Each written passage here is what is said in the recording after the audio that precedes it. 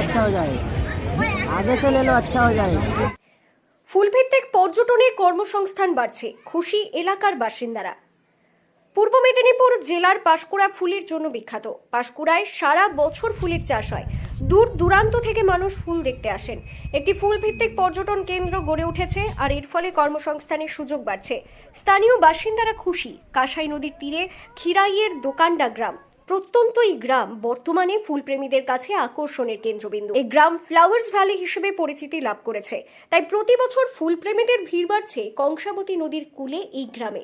শীতকালীন ফুল দেখতে পর্যটকেরা ভিড় করেছে, তাতেই জমজমাট হয়ে উঠেছে ফুল কেন্দ্রিক পর্যটন শিল্প। আমার নাম শীতল সামন্ত, বাড়ি দোকানটা।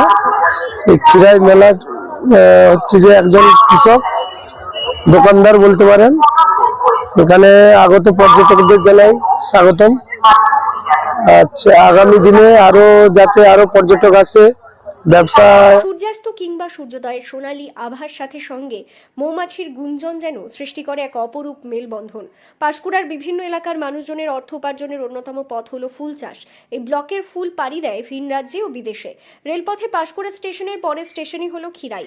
সেখান থেকে মিনিট খানেকের লালমাটির মেঠো পথ দিয়ে হাঁটলেই যেন দেখা যাবে ফুলের স্বর্গরাজ্য।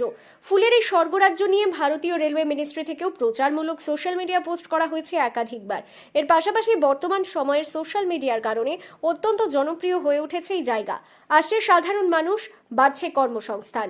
স্থানীয় বাসিন্দা প্রীতম সামন্ত জানান, আগে শুধু ফুল চাষ করতাম, বর্তমানে ফুল দেখার জন্য এই জায়গায় বহু দূর দূরান্ত থেকে পর্যটক আসছে।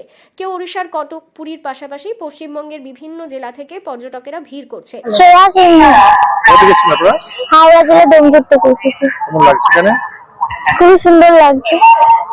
এক বছর আগে এসেছিলাম, আবার এই আজকে এলাম। ভালোই লাগছে ঘুরে। এখনো অব্দি পুরোটা ঘুরি।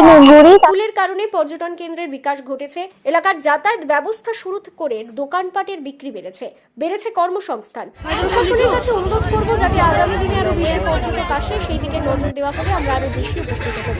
এলাকায় কেউ চন্দ্রমল্লিকা, কেউ ডালিয়া, আবার কেউ বা বিভিন্ন বনের পোস্টার, এই নিয়ে শীত পড়লেই সেজে ওঠে খিরাই। ইতিমধ্যে এই পর্যটন স্থলকে নিয়ে হোমস্টে চালু করেছে রাজ্য সরকার। আগামী দিনে আরো একাধিক উদ্যোগ নিতে চলেছে সরকার।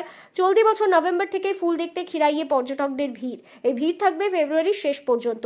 প্রতি শনি, রবিবার ও ছুটির দিনগুলিতে পর্যটকদের উপচে পড়া ভিড় ফুল দেখতে।